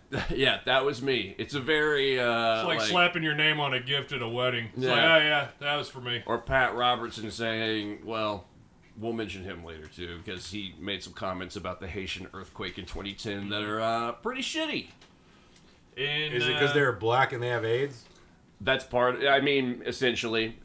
Basically, just to throw it out there real quick, Pat Robertson said that the 2010 earthquake happened. The 2010 earthquake happened because the country of Haiti made a deal with the devil, and that's why it fucking happened. You mean Hillary Clinton? That just proves that there's no God, because lightning would have struck that motherfucker down by now. Dude, that guy is a fucking piece of shit. He's got ties to blood diamond mines and all kinds of shady shit, that 700 Club motherfucker. Speaking of evil ties to leaders, let me read Papa Doc's National Prayer. You might notice the tune that I'm singing to. Our Doc, who art in the National Palace for life, hallowed be thy name by present and future generations. Thy will be done in Port-au-Prince as it is in the provinces. Give us this day our new Haiti, and forgive not the trespasses of those anti-patriots who daily spit upon our country. The daily bread? Yeah, no, there's no daily bread. Just, yeah. No bread, unfortunately. Just starvation and agony. So, the U.S. slowly began to accommodate him by unfreezing loans. And this was after the Kennedy era, unfortunately. There was about a year that went by. Things just started... It was easier to accommodate Papa Doc than it was to try and go against him. Because of his strategic position. Through all of this, he used the fact that like I said, did I say it on the microphone earlier? That there were peasant rubes. These people were uneducated, illiterate, and they all believed in voodoo and all this shit. So he was able to say that he did all these things, like take credit for JFK. Yeah. He also told them that he had demons in the basement. I don't know if it was a basement or in just a chambers of that presidential palace. That he found in a cave somewhere. Yes, I forget the name of the cave. I didn't write it down. But there was some kind of sacred cave there that he supposedly brought these demons, put them in the basement or whatever. Gave them cushy government jobs. He gave them government jobs. Yes. On top of all the weird things that he let circulate about him that these people would believe, such as that he dictated public policy by reading goat guts. Yeah. You know? High respect. And, of course, there was a lot of slaughtering of his enemies in between all of this. To the tune of 30 to 60,000. Yeah, the estimates, said and done. The lowest estimates are in the 30s. The higher, we don't know. There was a coup attempt against him by I think this is the Benoit guy I was thinking of. Yeah, the butt beads. Yeah, and Papa Doc, he finds out about it because Benoit was unable to get to Papa Doc, but he almost killed Papa Doc's kids. And when Papa Doc found out, he was like, all right, bring me this Benoit guy. They couldn't get to Benoit, so he's like, all right, bring me his Benoit balls. I should have seen that one coming. Good. Okay.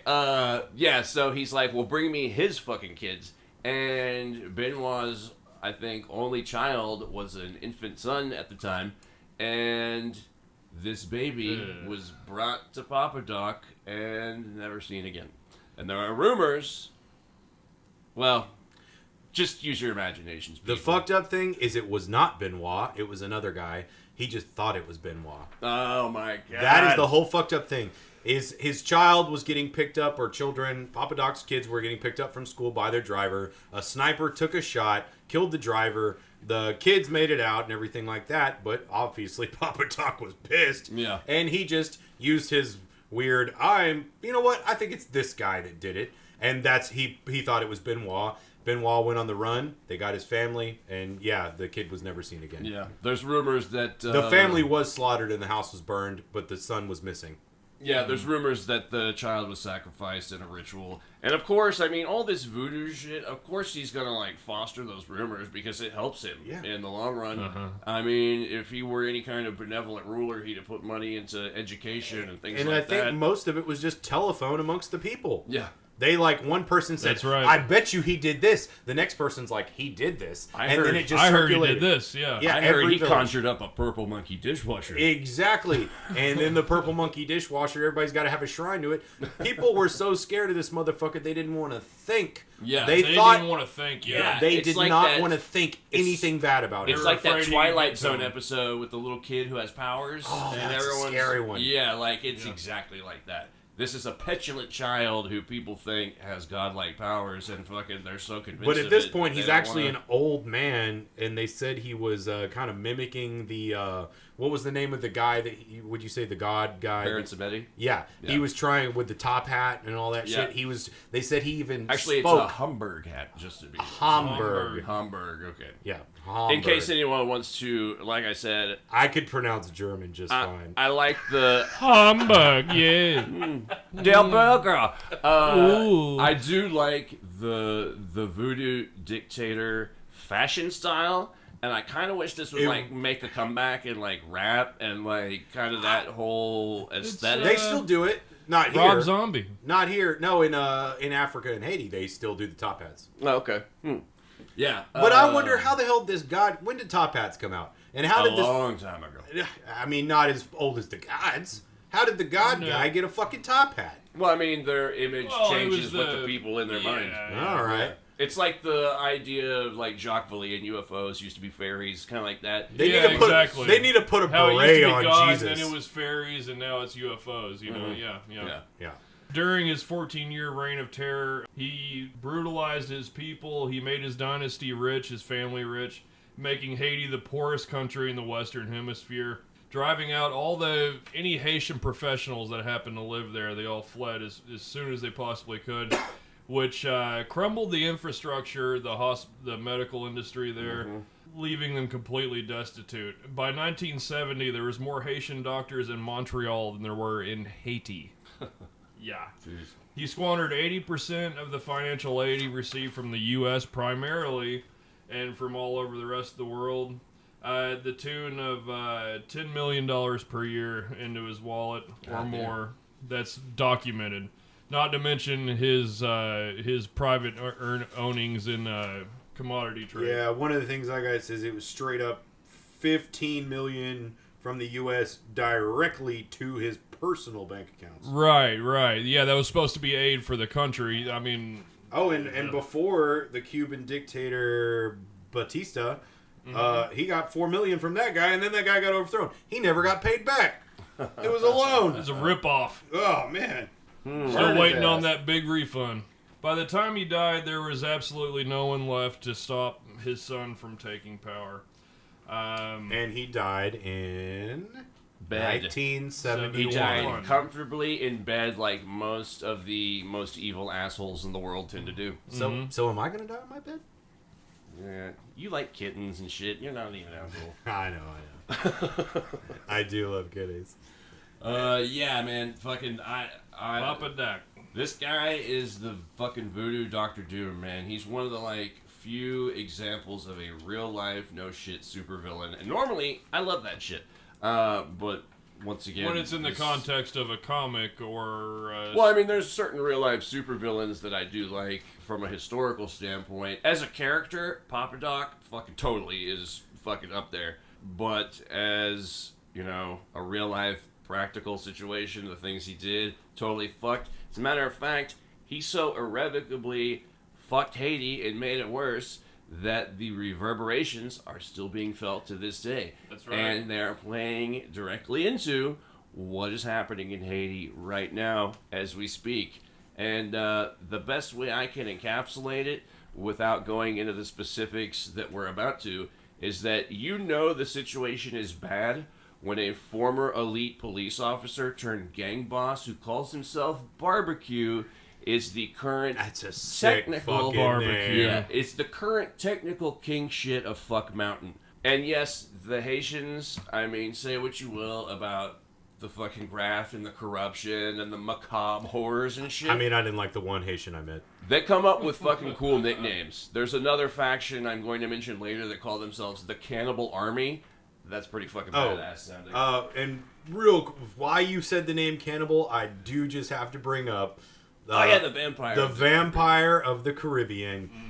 He was not the first guy that turned into a black dog, but the second guy that was in charge of the Tonton Makote. His name was It's like Luckner Cambrone? Luckner Cambrone, the vampire of the Caribbean. And he was actually, him and Papa Doc actually had a nice little side hustle going where that tied into all their brutality. They literally sold blood plasma and body parts and cadavers to the United States. Yeah. And in fact, they were saving on their overhead by making it themselves. The Haitian plasma was it wasn't high in antibodies for malaria, It right? was actually very high in antibodies for malaria. Because they were used to it in a homeopathic kind of sense. They didn't get vaccinated. They just, their body built immunity. But you know what? They did have AIDS. Yeah. And that went into the plasma that went into the United States and actually is noted as one of the little helpers in the AIDS epidemic. Yes? Well... What? I heard something about how AIDS got in Haiti. Yeah. U.S. tourists. Let me ask you. Okay.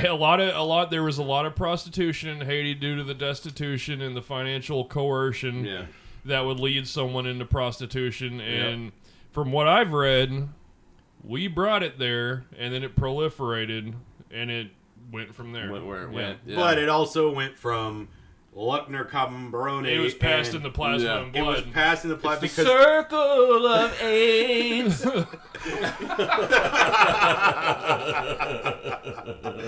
But, and that guy's the vampire of the Caribbean. Real cool, but it was just, I think the name's cool. He only has this little excerpt stuff that I found about him. I wouldn't be, like, with the way that, you don't hear a lot about it, even in the fucking, I'm sure, TikTok and Reddit conspiracy circles, but like... Even in them? Yeah, but fucking older people purchasing the blood of younger people, and like the way that they were purchasing Haitian blood specifically because of the fucking disease resistance. And it was dirt cheap. I mean, but that was too. That was literally just going into... That wasn't like the current industry...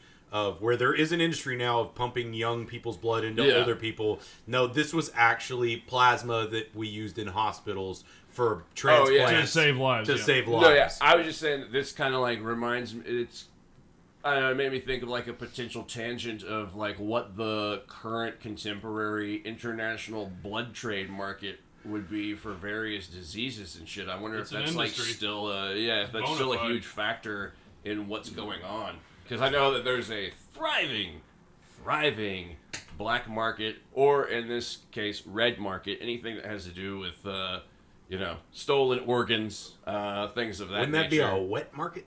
I've heard it referred to It'd as be both. Squishy, that's for sure. The squishy market. Yeah, I've heard it referred to as both the red market and the wet market. But the wet market's also where they sell like fucking jungle meat and shit.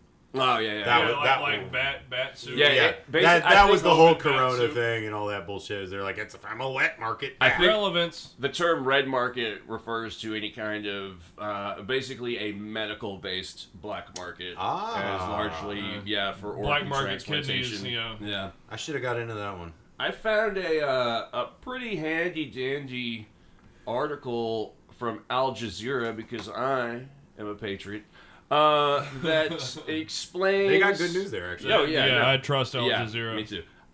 They have a very concise sort of timeline from Duvalier into what's going on today. So, since we just went through the Duvalier story, I'm going to jump from where he takes place into the year 1990. That's when former parish priest Jean-Bertrand Aristide, a left-wing champion of the poor, remember that? Good guy. Won Haiti's first free election in 1990. He was removed in a coup in 1991 to be replaced by René Préval. Another one didn't make it through his term, huh? Lasted a year. Oh, we haven't heard the last of him. 2000. In the early 2000s, Aristide formed his own armed gangs known as the Chimères, or Chimères, If you can't beat them, join them. serving as a protection racket and an instrument of political opposition. In 2001, Aristide was sworn back in as president again. In 2004, a prominent gang that I mentioned earlier, known as the Cannibal Army, aka the Artibonite Resistance Front. That's the barbecue guy, right? No, he comes later. Yeah. Seized control of Gonaives, a communion in northern Haiti, on February 5th. Later that month, they took control of the country's second biggest city, Cap Haitien, as the gang attacked Port-au-Prince. Cap Haitien. Cap Haitien. That sounds like a cool sounding name. As the gang attacked Port-au-Prince, Aristide resigned amid allegations of French and U.S. support for the coup plotters because of Aristide's call for reparations. Obviously, Paris and Washington denied those allegations. Yep. 2010, the catastrophic earthquake, obviously. This accidentally had an unaffected consequence of releasing a lot of prisoners from jail who quickly picked back up where they left off. In gang violence, there was a lot of gender-based crimes, we'll say. And that's putting it, as delicately as possible. Ooh. In relation to the 2010 Haitian earthquake, there is also the fairly well-known Wyclef Jean money laundering scandal through the charity he started. Coincidentally, Wyclef Jean was the son of the Haitian ambassador to the U.S. under Papa Doc. Yep. What the fuck? Yep. So, yeah. And I have another full circle nugget that goes around that time period. For the earthquake. Lay it on us. Well, for the earthquake and full circle back to Chris's conspiracy corner, the Clinton Foundation. That one is if you get into the conspiracy stuff, the Clintons pop up a Clinton body whole count. fucking lot. And Boys on the tracks. And the base real conspiracy, that's an actual possibility. It's not been 100% confirmed, but they raised a lot of money for building hospitals, education aids, schools, and not aids, but aid Charity. Yeah. They raised a lot of money, aid. and then apparently the hospital never got built. So a lot of money, supposedly, same thing, money laundered, cycled through, didn't go to where it's supposed to go, and maybe possibly went into their pockets. But where it goes into the deeper, dirtier conspiracy is, of course, during the earthquake, a lot of children disappeared. Yeah, I was actually about to say there's been some pretty notorious interrelations and scandals, specifically doing with Haitian orphanages. And only you got a story about that, right? Yeah, only just in 2023, a man who is from America, unfortunately, who went out there to form an orphanage in Haiti, was found to be unlawfully. Not that there is a lawful version. Yeah, it's not lawful diddling. It's unlawful. Yeah. He was having some inappropriate relations with minors. So, and I ain't talking fucking hard hat cave dwellers either. No. Yeah, and that's weird that you mentioned money being funneled through shit by the Clintons that was supposed to go to build things because no one really remembers this, and maybe I'm having a Mandela effect. No, I'm joking. I don't believe in that because I'm not a fucking moron and I have a pretty decent memory. What about Shazam? The Sinbad movie that wasn't actually real. Sinbad was in on it. Case closed. No, yeah. There was also supposed to be a fucking giant super collider built under Texas during the Clinton era. I remember hearing about that, yeah. And it just fucking went to the wayside. Nobody talks about it. What do you mean? I went there last weekend. To the super collider? Yeah. You're just running into shit while drunk. Huh? That's just that club you go to off of Lemon Avenue. Oh. The Super Collider. So nice. There's the there's the 2010 earthquake. So and then 2011 to 2014, Michel Martelly won the presidential elections, but amid mounting anger over corruption and poverty, large anti-government protests broke out against his government. In 2017, and this is the part, this one really fucking gets to me. I don't know if Al Jazeera is very carefully choosing their words, or if the government, the CIA specifically, has just gotten to the point that they do not give a shit about hiding their actions. What does it tell me? And has become a fucking... like a fucking adolescent, post-ironic dickhead hipster. They really child. don't value our intelligence very much. 2017, banana exporter turned politician. I'm a banana exporter. Juvenile. You've traded some. Yeah. The ladies really clamor for the plantain section. Banana hammock. Banana exporter turned politician Juvenile Moise was declared the winner of the 2016 presidential election. If you still don't get the reference, look into the CIA's long history of replacing regimes, or toppling them and replacing them with what are known as banana republics. And I ain't talking also go khakis. go buy some khakis. Yeah. Old Navy. Old Navy. Well, it's We're banana. not Wait. divided. Is Banana Wait a minute, Republic? Old Navy, Banana Republic, The Gap. Oh shit! It's Those are all Cold War related. Holy shit! Okay, wait, but which one is the low end and which one's the high end? Is Gap the high end and Banana Republic the low Banana end? Republic's above The Gap, right? I have no fucking idea. I put the banana above the Gap. My every clothes now just and kind of. of. You dirty dog. I'm keeping it classy around here. Yeah, my clothes just show up, so I have no idea. Let's see. 2018, members of the Moise government allegedly, I'm probably mispronouncing that name, but it sounds close to moist in my head, so we're going to go with it. Members of the Moise government allegedly helped gangs commit massacres by providing them with money, weapons, and government vehicles used in attacks on the Capitol. This part I also don't quite get because he's in fucking charge. So I don't understand why he's funneling money to the gangs. What year is this? That's 2018. Yeah, unless it's just to, foment general fucking disorder, basically. Pre-pandemic. 2019. Due to a political gridlock and unrest, Haiti failed to hold new elections, leading to Moise steadily amassing power. 2021. Thousands protested on the streets calling for Moise's resignation, chanting no to dictatorship. Moise was assassinated in July by, and once again, maybe Al Jazeera is very carefully choosing their words here. Moise was assassinated in July by Colombian mercenaries with unknown paymasters, quote unquote. Okay, now, I didn't get to dig into that as much as I would want. That is, I how looked much of into this it a is little verified? more. It's totally Like 100% verified. I do believe I remember hearing it in it happened in the in actual mainstreamish and news. More than one of these alleged Colombian mercenaries, at least one, had specific documented ties to both the Drug Enforcement Agency, and it was either the same one or a second one that had connections to the FBI. Paymasters. Yeah. Isn't that what it's called when you subscribe to someone on OnlyFans? I don't know. I guess I'm gonna have to start calling my boss a paymaster. Jesus, A paymaster. I don't know. When they say things like unknown paymasters, it also makes me think of how the CIA likes to farm shit out to independent contractors, quote unquote. Yeah, it's all off the books. Yeah, because then you have more plausible deniability. Ariel Henry was sworn in as prime minister with the help of international backing after Moises' assassination. So that's, that brings us up to 2021, and here we are today in 2024, and like I said, fucking once again, things have gone totally apeshit. There's been another coup, essentially. Actually, I don't even think there's any fucking government, quote-unquote, left. I saw videos everyone who was in today. any kind of position, is fucking left.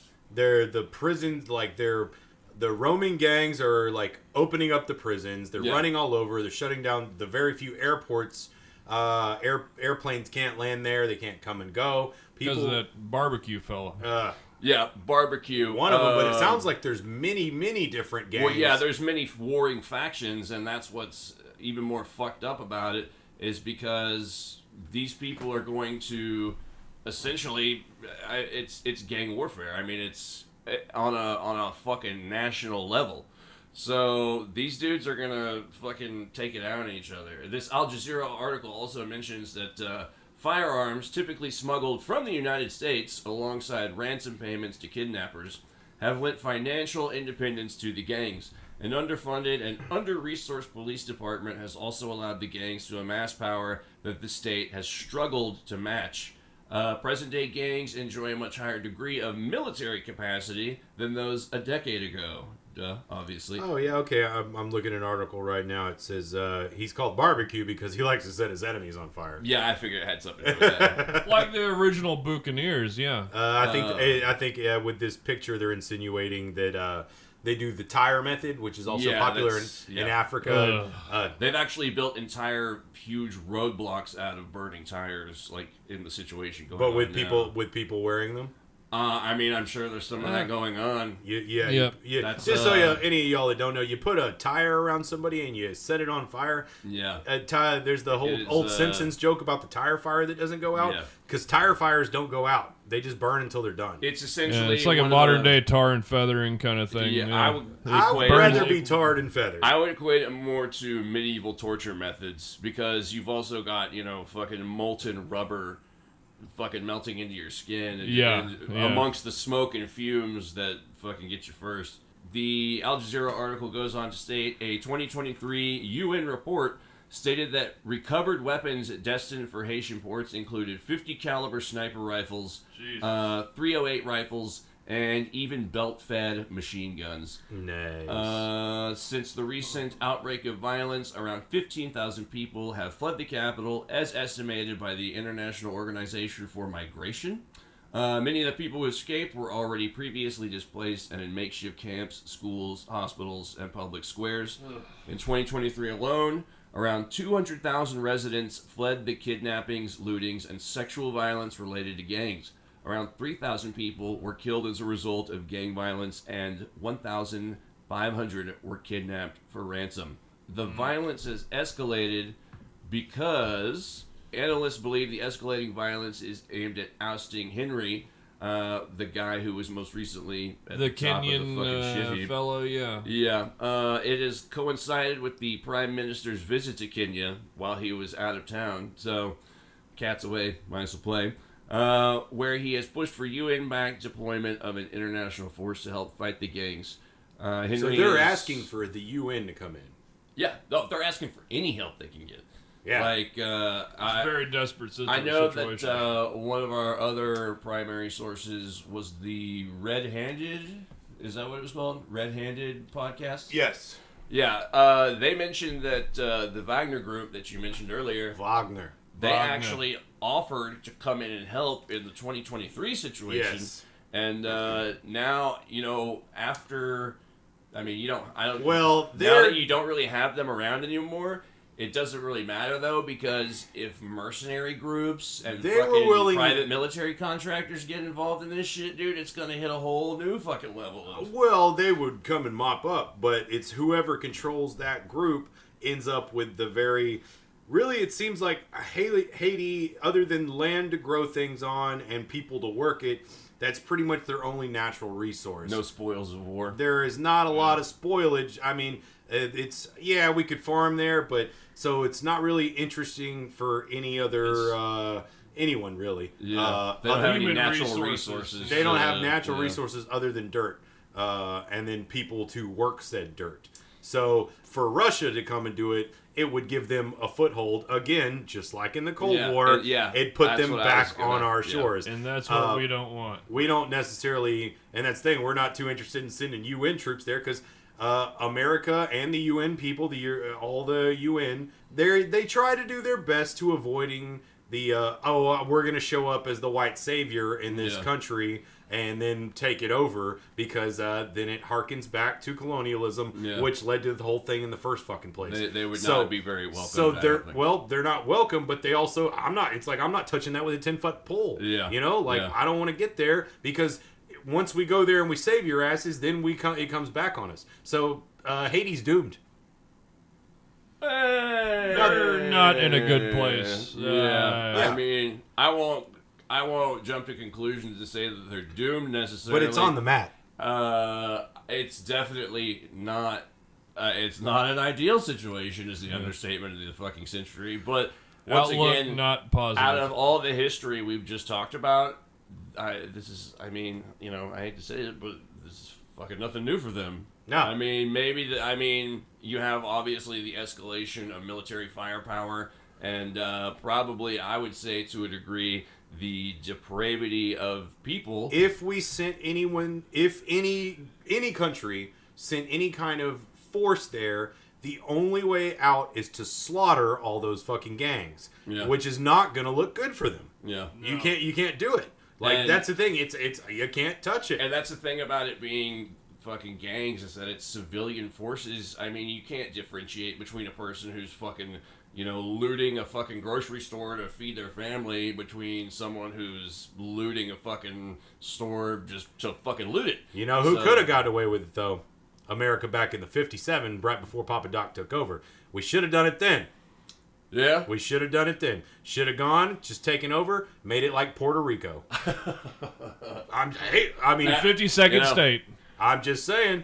I hate to, put it on the shoulders. Wrong. Yeah, no, I don't disagree with that. I hate to sort of put it on the shoulders of, the boomers should have.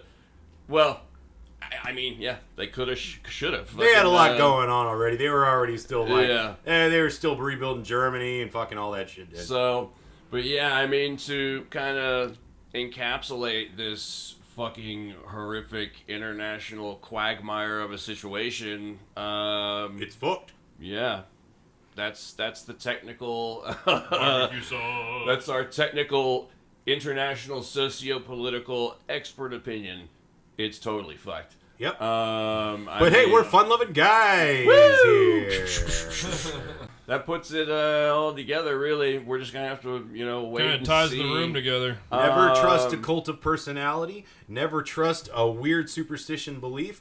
Never trust any human ever. I will say, to sort of help take some of the edge off the bummer ending on this, because we're in it. Yeah, where's the silver lining? We're in it.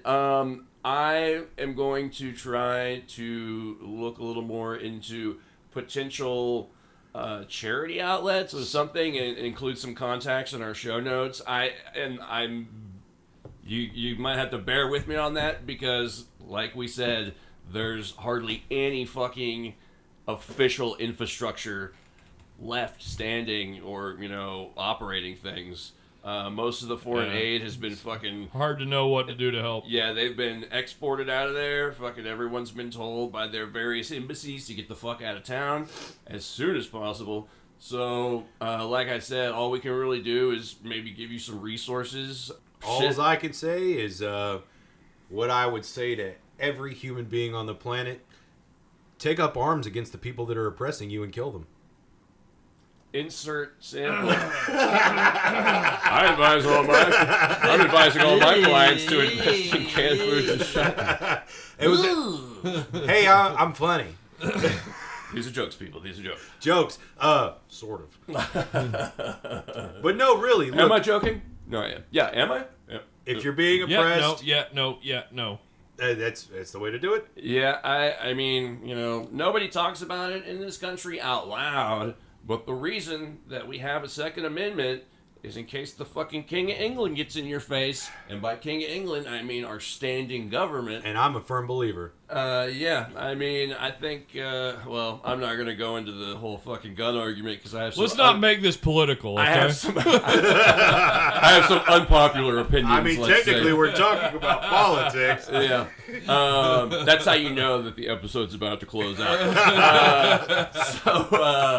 Yeah, like I said, we'll try and include some resources if you want to reach out, you feel like you want to try and do something. We understand, like me fucking as far as doing a podcast, one of the reasons I want to start it to talk to people and kind of spread the words and ideas. So talk about it. Get people interested. Yeah, stir some shit. The news probably isn't going to fucking want to talk about it as much. I guarantee you that. Throughout history, the whole story of Haiti has been ignored by historians. Yeah, it wasn't until a giant fucking natural disaster that they were really put into the forefront. But yeah, so we hope you enjoyed all this macabre fucking sad. I got sad doing the research I for had this. to, Man. It's a fucking bummer. I had to tell Spencer I had to give him a pep talk, and he finally, I needed it. He turned his frown upside down. And I was like, "That's the chatter. Keep your spunk up, Johnny Good Guy." Yeah. So yeah.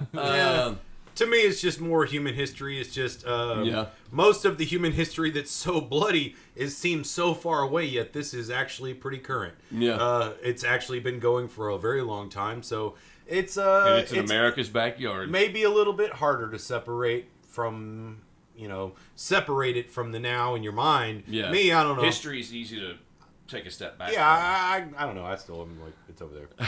Yeah. I'm joking. I have a heart. I am not I swear. I've seen him breastfeed kittens. It's amazing.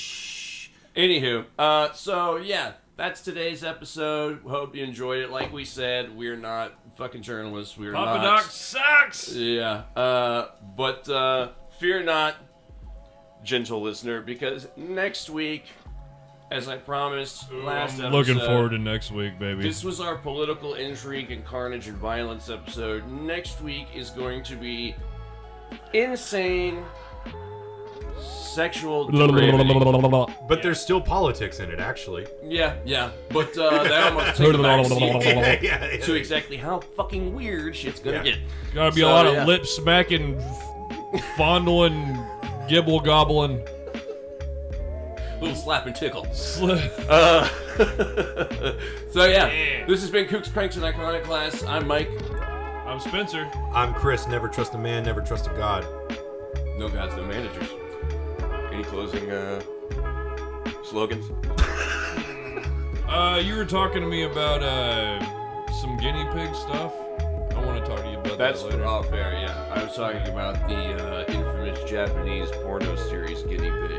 No, it's others. I'm kidding. Y'all can talk about that on the car ride home. Kooksandcranks@gmail.com. Follow me, Christ ACAB. Follow us. We're on all the things. I'm on the things. That's it. Yeah. I guess. We will see you next week. Bye-bye, everybody.